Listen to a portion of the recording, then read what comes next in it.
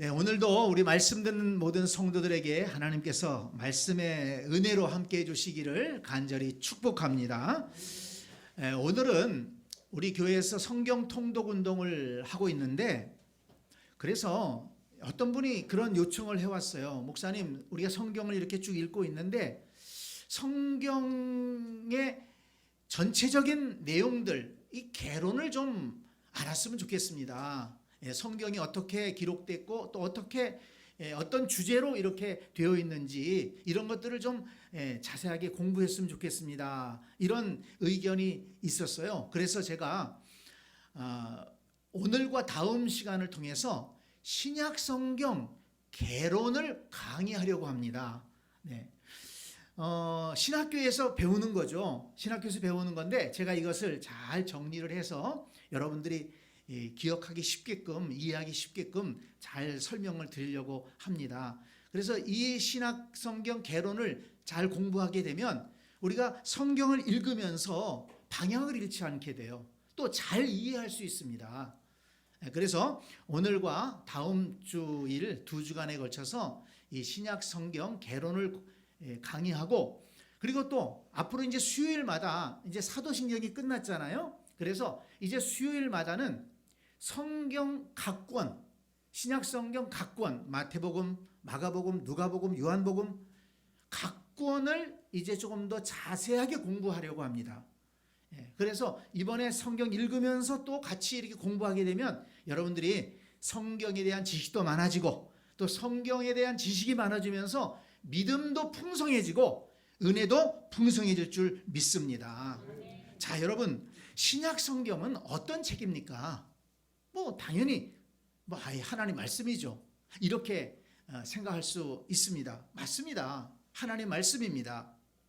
좀 더 그런데 자세하게 알아볼 필요가 있어요. 성경은 구약과 신약으로 되어 있습니다. 구약은 39권, 신약은 27권. 그래서 3927. 하나님 나라의 전화번호가 뭔지 아시죠? 662-3927. 그렇게 전화하시면 돼요. 662-3927. 성경의 권수가 그렇습니다.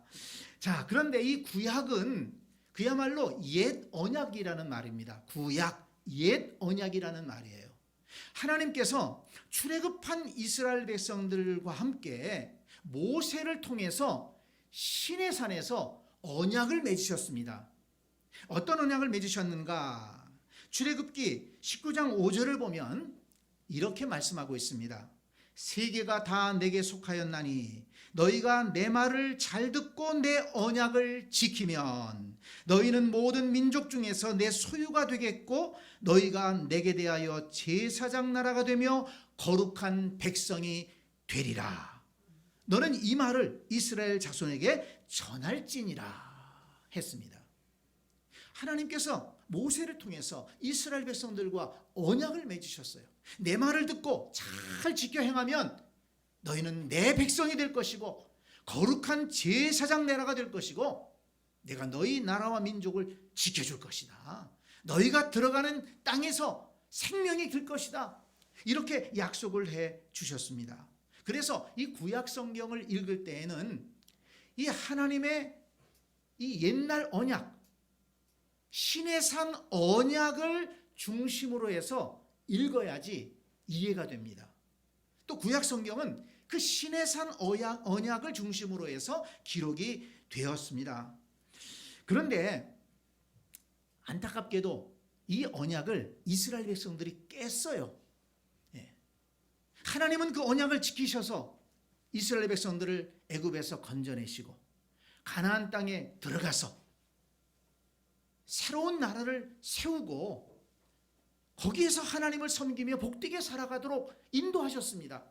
하나님은 언약을 지켰어요. 근데 이스라엘 백성들이 좀 먹고 살만해지고 잘 되면서 하나님을 잊어버리고 가나안의 다른 종교를 따라가고 하나님이 싫어하시는 일들을 하면서 하나님 앞에 범죄했습니다.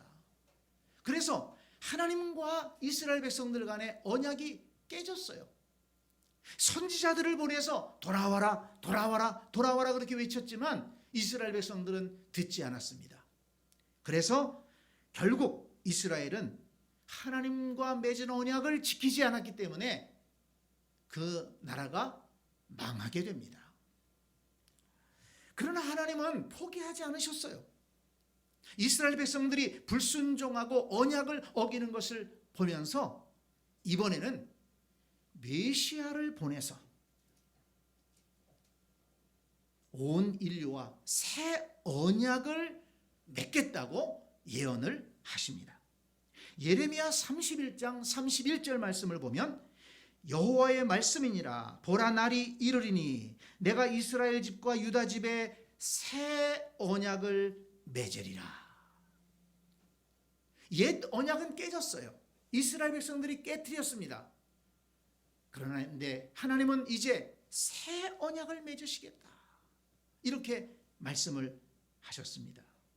그래서 구약의 예언대로 예수 그리스도께서 이 세상에 오셨고 십자가에서 피를 흘리심으로 온 인류가 구원 얻을 수 있는 새 언약을 맺으시게 되었습니다. 누가복음 22장 20절을 보면 예수님께서 말씀하십니다. 이 잔은 내 피로 세운 새 언약이니 곧 너희를 위하여 붓는 것이니라. 예수님께서 잡히시던 날 밤에 제자들과 만찬을 나누셨는데 그때 잔을 주셨어요. 그 잔이 어떤 잔이냐? 예수님이 십자가에서 흘리시면서 온 인류의 죄를 감당하실 그 피를 상징했다는 것입니다. 그래서 누구든지 십자가에서 죽으시고 부활하신 예수 그리스도를 믿게 되면 모든 죄를 사해 주시고 하나님의 자녀 삼아 주시고 그리고 하나님 나라의 기업을 받아 누릴 수 있도록 해 주시겠다. 이 언약을 십자가의 피로 예수님께서 맺으신 것입니다. 요한복음 3장 16절 말씀, 하나님이 세상을 이처럼 사랑하사 독생자를 주셨으니 이는 그를 믿는 자마다 멸망하지 않고 영생을 얻게 하려 하심이라. 예수님이 이 땅에 오신 목적을 기록하고 있는데 그 말씀을 이루시기 위해서 예수님은 십자가에서 자기 몸을 화목제물로 드리시면서 새 언약을 이루셨다는 것입니다. 요한복음 5장 24절에서 예수님은 말씀하셨습니다. 내가 진실로 진실로 너희에게 이르노니 내 말을 듣고 또 나 보내신 이를 믿는 자는 영생을 얻었고 심판에 이르지 아니하나니 사망에서 생명으로 옮겼느니라. 이 구원의 복음을 이루시기 위해서 예수님은 십자가에 달려 죽으시면서 그 피로써 새 언약을 맺으셨다는 것입니다. 그래서 히브리서 9장 15절은 이렇게 말씀합니다. 이로 말미암아 그는 새 언약의 중보자시니 이는 첫 언약 때에 범한 죄에서 속량하려고 죽으사 부르심을 입은 자로 하여금 영원한 기업의 약속을 얻게 하려 하심이라.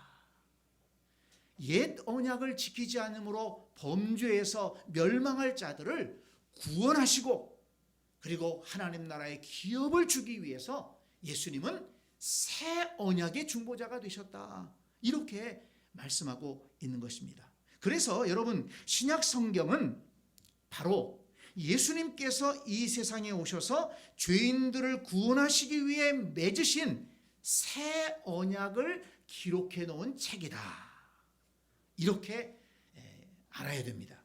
새 언약을 맺으시기 위해서 예수님께서 어떻게 오셨고 또 어떻게 사셨고 무엇을 가르치셨고 또 어떻게 죽으셨고 부활하셨고 또 예수님께서 무엇을 가르치시고 약속하셨는가를 기록해 놓은 책이 바로 신약성경 새 언약의 책이라는 것입니다.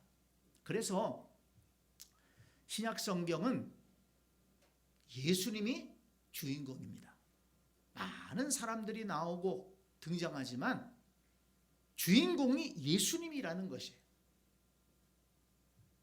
요한복음 5장 39절에서 예수님은 분명하게 말씀하셨습니다. 너희가 성경에서 영생을 얻는 줄 생각하고 성경을 연구하거니와 이 성경이 곧 내게 대하여 증언하는 것이니라. 네. 이 성경은, 신약 성경은 뭐 구약 성경도 마찬가지입니다만은 예수님을 증언하고 있다. 어떤 예수님? 새 언약을 맺으시기 위해 이 땅에 오셨고 그 새 언약의 복음을 전하셨고 새 언약을 이루시기 위해서 십자가에서 화목제물로 죽으실 뿐만 아니라 부활하시고 승천하시고 다시 오실 그 예수 그리스도에 대한 모든 기록을 남긴 것이 바로 신약 성경이라는 것입니다. 그러므로 여러분, 이 성경을 읽으면서, 신약 성경을 읽으면서 특히 우리가 놓치지 말아야 될 것은 예수 그리스도께서 십자가의 피로 이루신 이 새 언약의 복음입니다. 여러 가지 이 성경을 읽으면서 교훈을 받을 수 있어요. 또 위로도 받을 수 있습니다. 그렇지만 정말 놓치지 말아야 될 것은 예수님이 이 땅에 오셔서 십자가의 피로 이루신 새 언약의 복음, 이것을 놓치면 안 된다는 거예요. 여러분들이 이번에 신약 성경을 통독하면서 예수님께서 우리를 구원하시기 위해서 이루신 그 새 언약의 복음을 확실하게 다시 한번 깨닫게 되는 그런 기회가 될 수 있기를 간절히 축원합니다. 구약 이스라엘 백성들은 하나님과 맺은 언약을 외면했어요. 불순종했습니다. 안 지켰습니다. 그래서 멸망했어요. 그렇다면 저와 여러분들은 예수님을 통해 맺은 이 새 언약의 말씀을 믿고 순종하고 그 말씀대로 살아서 하나님의 나라를 기업으로 받을 수 있는 복된 성도들이 다 되어야 할 줄로 믿습니다. 자, 그러면 이 신약 성경은 어떻게 기록이 되었는가? 사실 예수님은 아무런 글도 남기지 않으셨어요. 책 한 권도 남기지 않았습니다. 예수님이 글을 쓰신 것이 있다면 성경에서 요한복음 8장에 그 죄를 짓다가 현장에서 끌려온 여인, 그 여인을 향해서 돌을 던지려고 사람들이 돌을 들고 서 있었는데 그들의 화를 가라앉히려고 예수님께서 땅바닥에다가 글을 쓰셨어요. 근데 땅바닥에다 글을 쓰셨으니 남아있을 일도 없고 뭘 썼는지도 모릅니다. 이 예수님은 글을 남기지 않으셨어요. 그리고 또 제자들에게도 복음을 전하라고 하셨지 책을 써라 이런 말씀을 하지 않으셨습니다.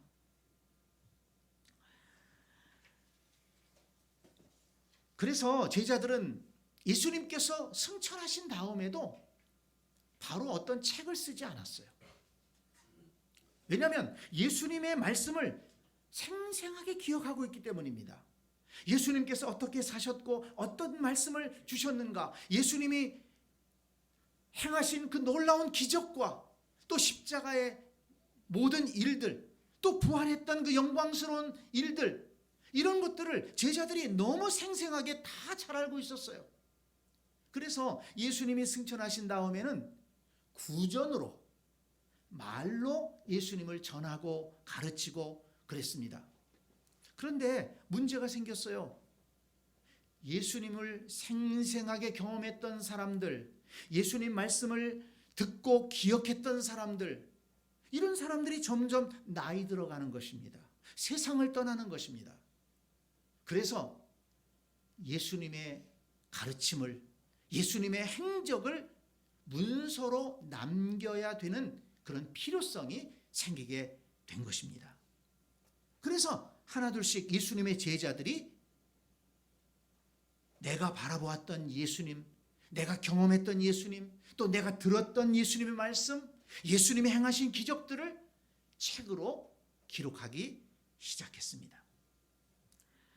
그리고 또 복음을 전하는데, 제자들이 복음을 전하는데 가까이 있는 사람들은 이렇게 만나서 말로 전하지만은 멀리 떨어져 있는 사람들에게도 복음을 전해야 되는데 갈 수가 없으니까 그 복음의 말씀을 문서로 작성을 해서 편지로 보냈습니다. 또 교회가 이제 많이 세워지고 성도들이 많아짐에 따라서 교회의 어떤 교리라든지 또 교회의 질서를 세울 필요가 생겼습니다. 영적인 교훈을 통해서 성도들의 신앙생활을 지도해야 될 필요성이 생겼습니다. 그래서 그런 것들을 이제 문서로 쓰고 또 편지로 써서 그것들을 보내서 교회들이 돌아가면서 읽으면서 바울 사도께서 이런 편지를 보내셨는데 우리가 이렇게 신앙생활 하라고 하십니다. 그렇게 그 교훈을 따라서 신앙생활 할 수 있도록 편지로 신앙을 지도했던 것입니다. 그래서 요한복음 20장 31절 우리가 아까 본문으로 읽었죠. 이 말씀에 보면 요한이 성경을 기록한 이유를 설명하고 있지 않습니까? 오직 이것을 기록함은 너희로 예수께서 하나님의 아들 그리스도이심을 믿게 하려 하며 또 너희로 믿고 그 이름을 힘입어 생명을 얻게 하려 함이니라. 예수님에 대해서, 예수님의 말씀과 예수님이 행하신 기적과 또 예수님이 이 땅에 오셔서 행하신 그 놀라운 구원의 역사를 전함으로 인해서 사람들이 예수님을 믿고 구원받고 영생을 얻게 하기 위해서 이 성경을 기록했다는 것입니다. 또 에베소서 1장 1절을 보면 하나님의 뜻으로 말미암아 그리스도 예수의 사도된 바울은 에베소에 있는 성도들과 그리스도 예수 안에 있는 신실한 자들에게 편지하노니. 네, 앞에서 말씀드렸죠. 문서를 작성해서 편지로 보내가지고 신앙생활을 잘 할 수 있도록 그렇게 지도했다는 것입니다. 그리고 또 누가라는 사람은 의사였는데 굉장히 그런 역사의식이 좀 뚜렷했던 사람 같아요. 그래서 이 누가는 예수님이 이 땅에 오시고 또 어떤 말씀을 전하시고 어떤 기적을 행하시고 또 십자가에 죽으시고 부활하시고 승천하시고 그 다음에 제자들이 마가의 다락방에 들어가서 모여서 기도하고 성령을 체험하고 그 후로 예수님이 말씀하신 대로 세계를 향해서 복음이 전해지는 이 모든 과정을 기록하고 싶었습니다. 그래서 누가가 역사가적인 관점에서 문서를 기록을 했습니다. 누가복음 1장 1절에 보면 누가가 이렇게 자기가 그 성경을 기록한 이유를 설명하고 있습니다. 누가복음 1장 1절 우리 중에 이루어진 사실에 대하여 처음부터 목격자와 말씀에 일꾼된 자들이 전하여 준 그대로 내력을 저술하려고 붓을 든 사람이 많은지라. 근데 이미 사도들 가운데 이렇게 예수님에 대해서 복음에 대해서 기록한 사람이 많이 있었다는 거예요. 그런데 이제 그 모든 일을 근원부터 자세히 미루어 살핀 나도 데오빌로 각하에게 차례대로 써보내는 것이 좋은 줄 알았노니 이는 각하가 알고 있는 바를 더 확실하게 하려 함이로다. 이렇게 예수님의 모든 사역과 복음 전도까지 기록해 봐야 되겠다. 그래서 누가가 기록을 했다는 것입니다. 자, 그러면 여러분 가운데 이렇게 성경은 하나님 말씀이라고 했는데 이렇게 제자들이 사람들이 이렇게 기록했다면 그 순수한 하나님 말씀이 아니라 거기에 사람의 생각이 들어갈 수 있지 않는가, 이렇게 생각하시는 분들이 있을 수 있어요. 그래서 비판적인 그런 학자들 가운데에는 소위 성경 비평학이라는 것이 있는데 그런 사람들 가운데는 성경 속에는 하나님의 말씀이 들어있다 이렇게 얘기를 해요. 성경은 하나님의 말씀이다. 이게 아니고 성경에는 하나님의 말씀이 들어있다 이렇게 얘기를 해요. 그래서 하나님의 말씀과 또 그 당시에 어떤 사람들의 생각이나 이런 것들을 구분하려고 하는 그런 사람들도 있습니다. 여러분 그런데 그런 얘기에 귀를 기울이지 말기를 바랍니다. 네, 맞습니다. 사람들이 썼어요. 제자들이 썼습니다. 마태가 썼고 마가가 썼고 누가가 썼습니다. 요한이 썼습니다. 그런데 여러분 디모데후서 3장 16절 우리가 잘 아는 말씀이죠. 뭐라고 말씀합니까? 모든 성경은 하나님의 감동으로 된 것으로 교훈과 책망과 바르게 함과 의로 교육하기에 유익하니. 무슨 말씀입니까? 제자들이 기록했지만 그들의 생각대로 기록한 것이 아니라 성령께서 감동을 주셔서 성령의 인도하심을 따라서 기록했다는 것입니다.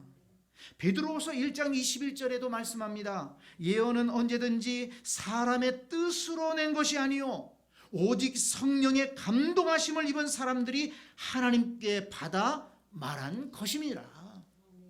사람의 뜻대로 쓴 게 아니에요. 마태가 쓰긴 썼어요. 근데 그게 사람이 쓴 것이 아니고 성령께서 감동해 주셔서 성령의 인도하심을 따라서 책을 썼다는 것입니다. 그렇기 때문에 성경의 원저자는 마태, 마가, 누가가 아니고 바울이 아니고 성경의 원저자는 누굽니까? 성령 하나님이시라는 것입니다.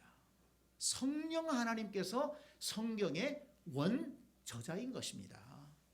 그렇기 때문에 구약부터 신약까지 66권 이게 전체 성경이 한 1600년에서 2000년 동안 이 성경이 기록됐어요. 한 40여 명의 저자가 성경을 기록했어요.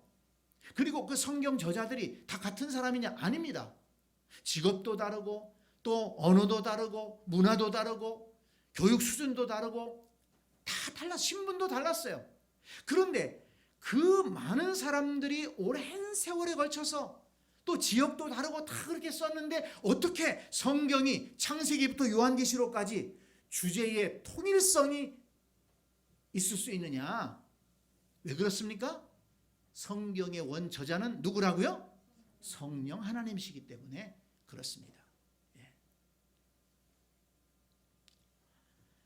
모든 성경은 하나님의 감동으로 된 것으로 오직 성령의 감동하심을 입은 사람들이 하나님께 받아 말한 것입니다. 여러분 이 말씀을 굳게 믿으시고 이 신약 성경이 하나님의 말씀임을 믿고 이 말씀을 따라 신앙생활할 수 있는 복된 성도들이 다 되시기를 바랍니다. 그런데 우리가 또 하나 좀 상식적으로 알아야 될 것이 있습니다. 앞에서 말씀드린 것처럼 예수님께서 승천하신 다음에 시간이 흐르면서 이제 문서로 예수님의 말씀과 행적에 대해서 남겨야 될 필요성이 있어서 이렇게 문서들을 작성했다고 하는데 그 여러 사람들이 그런 문서를 작성한 거예요. 그런데 시간이 지나면서 그러면 어떤 것을 성경으로 받아들여야 되느냐? 보니까 좀 엉터리 같은 것들도 있어요. 그걸 어떻게 구분하고 우리가 지금 27권의 책을 성경으로 받아들이지 않습니까? 이걸 어떻게 정해졌느냐 하는 것입니다. 말시온이라고 하는 이단이 있었어요. 근데 이 이단은 구약 성경을 부인하고 누가복음과 바울서신 13권만 성경이다 이렇게 주장하고 가르쳤습니다. 그래서 초대교회에서 이단으로 정죄되었어요.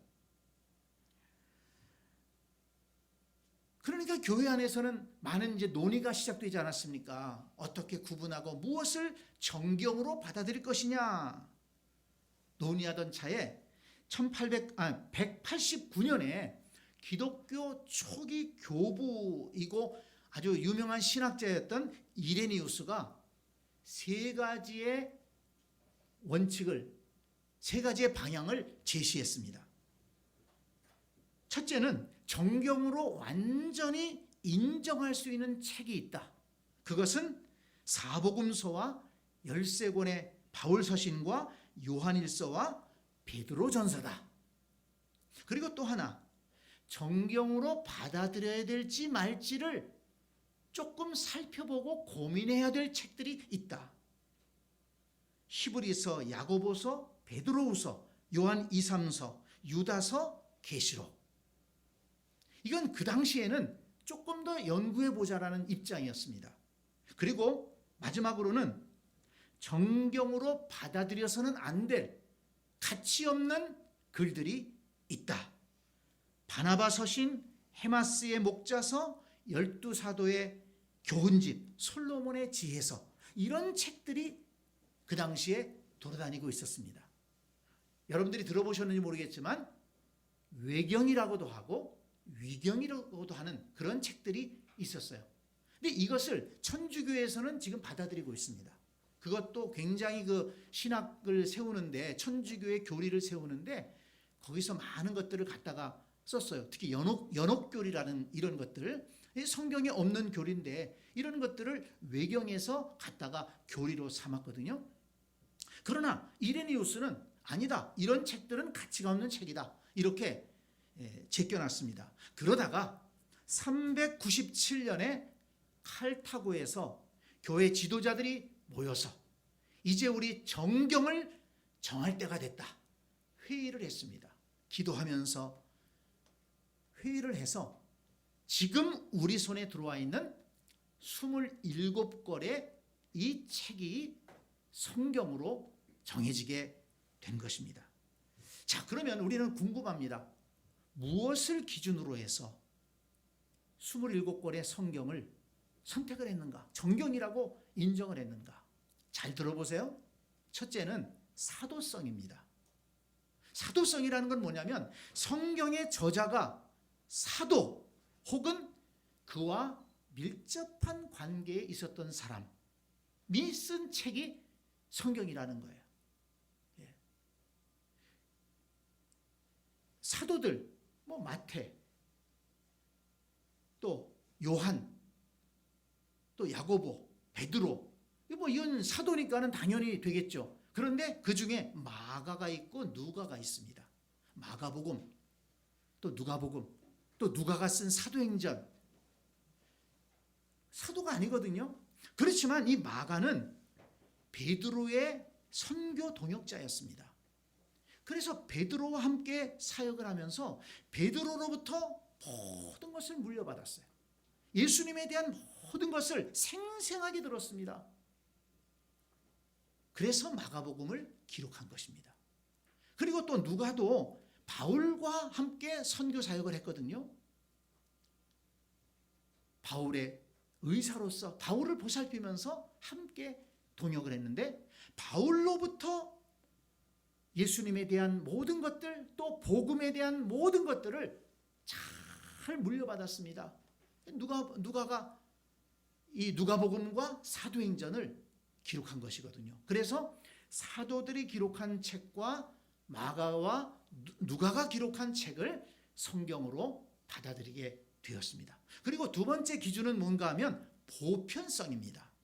보편성이라는 건 뭐냐면 그 당시에 이미 교회 안에서 성도들에게 성경으로 받아들여진 책들이에요. 누가 뭐라고 한 것도 아닌데 교회 안에 자연스럽게 성경으로 받아들이고 그것을 소중하게 여기고 그 말씀으로 예배하는 그런 책들이 있었다는 것입니다. 그것을 기준으로 삼아서 정경을 결정했습니다.